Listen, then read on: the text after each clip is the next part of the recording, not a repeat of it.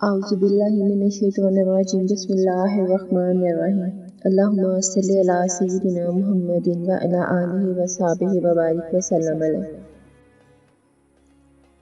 فتح مکہ کے ایک روز حضور نبی کریم صلی اللہ علیہ وآلہ وسلم ایک مکان کی دیوار سے ٹیک لگائے اپنے کسی غلام کے ساتھ گفتگو فرما رہے تھے، اور وہ مکان ایک کافرہ عورت کا تھا۔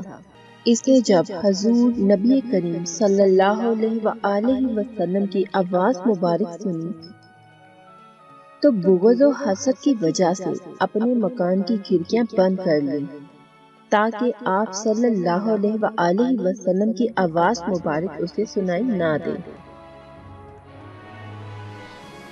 ادھر حضرت جبریل علیہ السلام بارگاہ مصطفیٰ صلی اللہ علیہ وآلہ وسلم میں حاضر ہوئے اور عرض کیا، آپ صلی اللہ علیہ وآلہ وسلم جس مکان کی دیوار سے ٹیک لگائے کھڑے ہیں، یہ مکان کافرہ عورت کا مکان ہے، اور اس مکان میں رہنے والی کافرہ عورت نے بغض و حسد سے اپنے مکان کی کھڑکیاں بند کر دی ہیں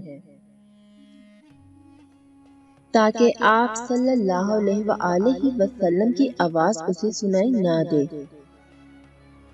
مگر اللہ تبارک و تعالیٰ فرماتا ہے چونکہ آپ صلی اللہ علیہ وآلہ وسلم کی پشت انوار اس مکان کی دیوار کے ساتھ مس کر گئی ہے، اس لیے وہ نہیں چاہتا کہ اس مکان میں رہنے والے دوزخ میں جائیں۔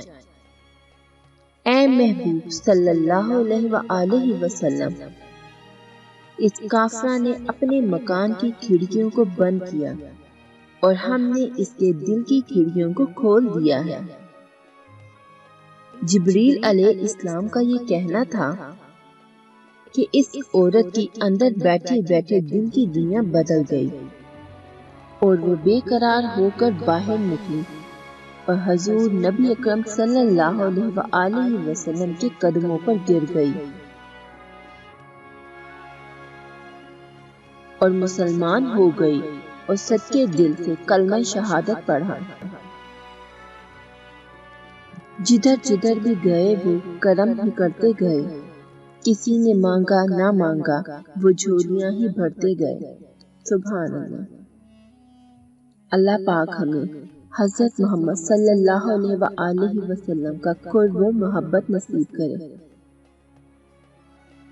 اور ہم ان کے ساتھ اسی دل و جان کے ساتھ محبت کریں جس کا وہ حق رکھتے ہیں۔ اگر آپ لوگوں کو میری یہ ویڈیو اچھی لگی ہو تو اپنے دوستوں کے ساتھ شیئر ضرور کیجیے گا۔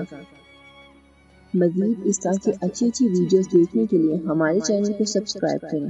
ملتے ہیں نیکسٹ ویڈیو میں، اپنا خیال رکھیے گا۔ اللہ حافظ۔